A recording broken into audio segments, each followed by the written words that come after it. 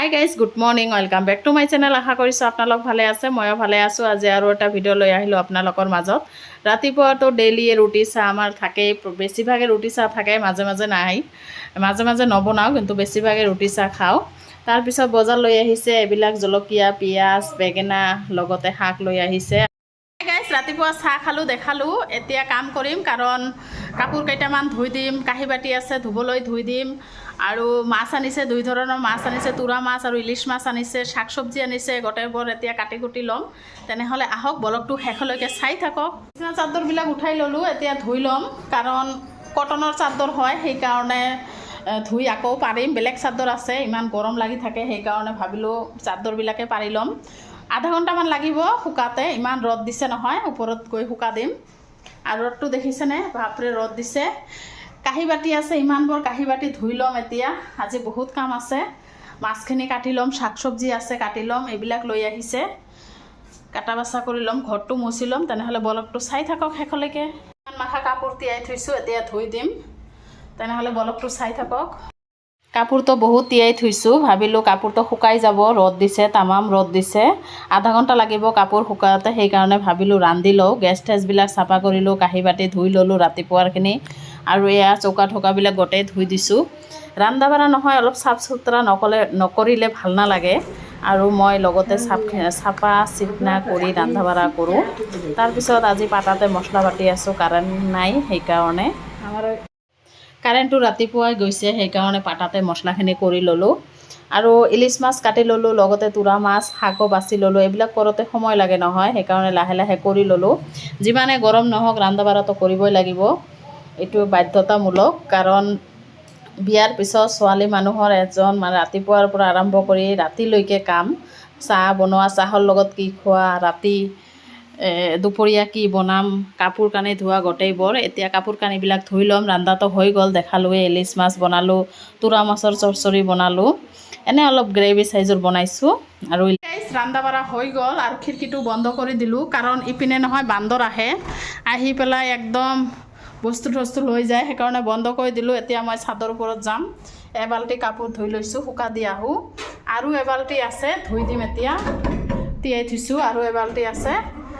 তেনেহ'লে ব্লগটো চাই থাকক, আহক চাদৰ ওপৰৰ ৰ'দ দেখাওঁ আপোনালোকক। ইমান ৰ'দ উঠিছে নহয়, চাদৰ ওপৰত গৈ আছোঁ কাপোৰবিলাক মেলি দিবলৈ।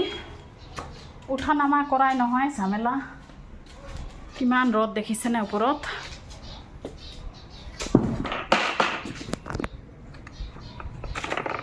বাবাৰে,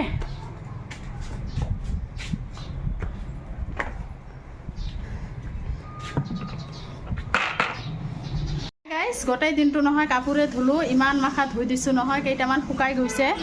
এইটো চাদৰ দুটা শুকাই গৈছে, লৈ যাম এতিয়া, পাৰি দিম, কাৰণ কটনৰ চাদৰ হয়। আৰু এইকেইটা শুকা দিলোঁ, গা চা ধুলোঁ, এতিয়াও ভাত চাত খোৱা নাই। আৰু ৰ'দ দেখিছেনে, বাপৰে বাপ ৰ'দ উঠিছে নহয়, ইমানেই গৰম, বাপৰে ৰ'দ দিছে নহয়। কাপোৰ খালি দিওঁ আৰু লগে লগে শুকাই যায়। গোটেই বস্তা থস্তাবিলাক ধুই দিলোঁ,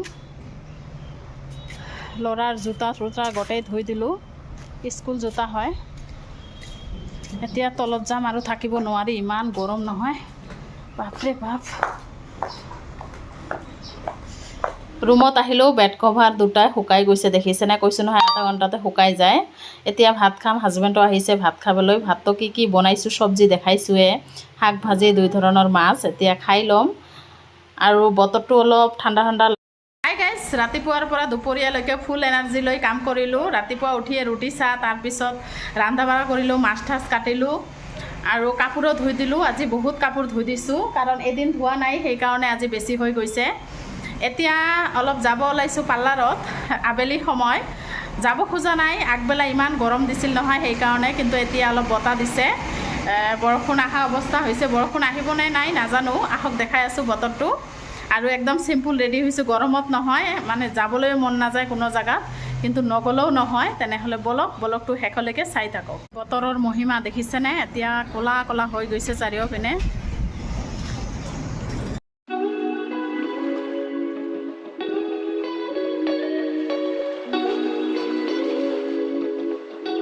আহি আহিছিলোঁ বজাৰত পাৰ্লাৰত যাবলৈ, কিন্তু এজনৰ পৰা টকা পাওঁ সেইকাৰণে তাতে আহিলোঁ।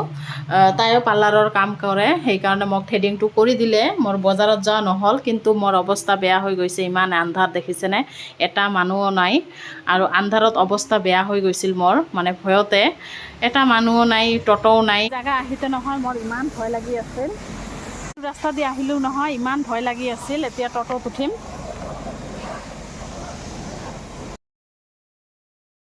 ট'টো এটা পালোঁ, এতিয়া গৈ আছোঁ ঘৰত। তেনেহ'লে বলক যাই পেলাই দেখাই আছোঁ। আৰু এইখিনি জেগাত নহয়, মানে ইমান শুনশান নহয়, মানে এটা মানুহ কোনো শব্দ নাই। আমাৰ এইপিনেতো এনেকুৱা নহয়, তাতে কেনে এনেকুৱা হৈছে নাজানো। আৰু এতিয়া ঘৰত সোমালোঁ। ঘৰত আহিলোঁ, আহি পেলাই চাওঁ হাজবেণ্ডে ফ্ৰুটি আনিছে, লগতে আৰু কিবা কিবি আনিছে। অলপ খালোঁ, খাই পেলাই এতিয়া মই কেইটামান পিঠাৰ যা যোগাৰ কৰিম। তাল আছে অলপ, তালৰ ৰস আছে, সেইটো দি বনাম। কাৰণ যোৱাকালি নহয়, অহাকালি শহুৰৰ ঘৰত যাম, সেইকাৰণে খালী হাতেতো যাব মন নাযায়। পিঠাকেইটা ভাজি লৈ যাম, তাৰ কাৰণে মানে ৰেডি কৰিলোঁ। আৰু চাহও খাম, যিমানে গৰম নহওক চাহটো খাওঁৱে, চাহ খাম অলপ। ব্লগটো মই ইয়াতে শেষ কৰিম, আকৌ নেক্সট